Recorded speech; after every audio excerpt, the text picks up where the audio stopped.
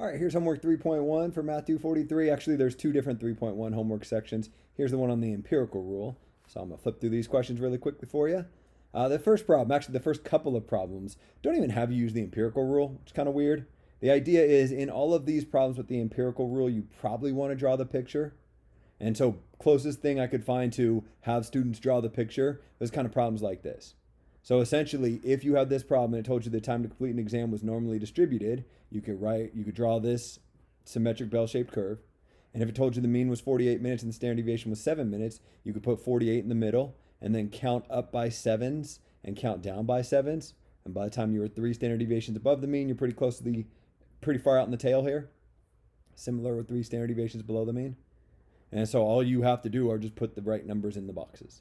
That's it. So I don't know, maybe it's a little bit of a waste of your time, but it's the closest thing I can get to drawing pictures, which are fairly important. That's what you're doing in question 1. Question 2, it's more of the same, except now we have a newt.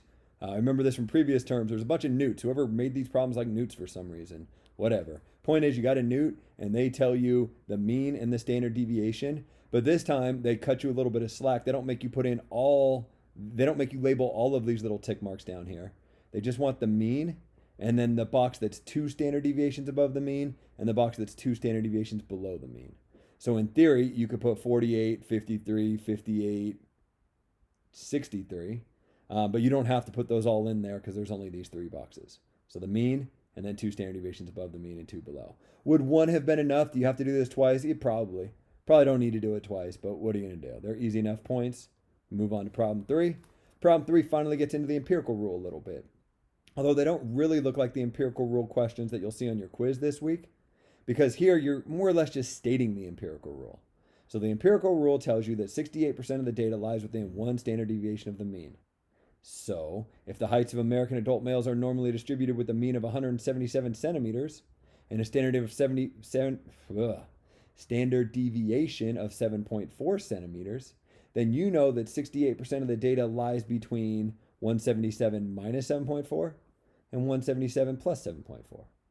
So really, you're kind of just restating the empirical rule 3 times here. Plus or minus 1 standard deviation, plus or minus 2 standard deviations, and plus or minus 3 standard deviations. That's it. Getting comfortable with the empirical rule in question 3 so that when you get to question 4, you can finally do a question that looks like what you'll see on the quiz. I mean, the difference between this and a quiz, I will tell you that something, what the price of a TV, fine, is normally distributed, and the average price is $1,400. That's an expensive TV, and the standard deviation is $50. That seems low, whatever. And you will draw me this picture, right? Instead of me providing you with this picture, you'll draw this for me. And then I'll say, what's the approximate percentage of buyers who paid between $1,350 and $1,450? And you'll shade in from $1,350 to $1,450 and figure out that area using the empirical rule. Don't use the calculator function so you'll get slightly different answers, which this will mark as incorrect. So using the empirical rule on all of these questions in 3.1. Do that, 6 times here. And then you're moving on. Note that they want your answers as percentages. This can be kind of tricky. Sometimes you'll put your answers in as decimals. Sometimes you'll put them in as percentages. I think the best solution here is always assume that it wants decimals, not percentages, unless it explicitly tells you for percentages. So in this case, it tells you it wants percentages, so you'd put in 68 here, not 0.68. Right, so be careful on that. That'll be really annoying if you get marked as incorrect and you have to redo it when you knew what you were doing. It's just the format it wants the answer in. In this one, they want percentages. You don't type the percentage symbol, just the number 68. Problem 5, it's the same idea, except instead of talking about TVs, we're talking about math tests. Fine. College algebra students. The maximum possible score on this test was 110. That's completely irrelevant. This is one of those instances where they give you extraneous information just to mess with you. That problem does not come into play at all. All you need to know is the mean and the standard deviation, and then you could figure out the approximate percentage of students who scored between 70 and 77, because you'd be like 70 is 1 standard deviation below the mean, and 77 is the mean. And maybe you could calculate this area in here using the empirical rule. And then type it in here, type the number as a percentage, don't put in the percentage sign.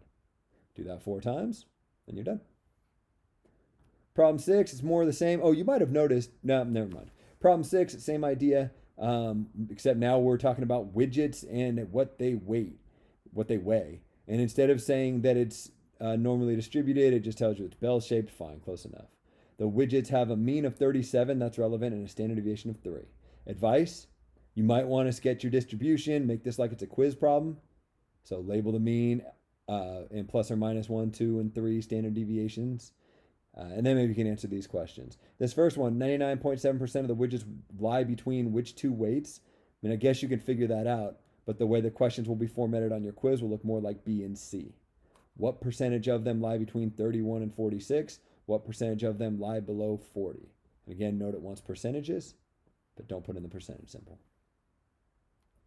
Question 7. Now we're talking about weddings in the Caribbean. All right. And how much they cost? Yeah, not cheap. And standard deviation.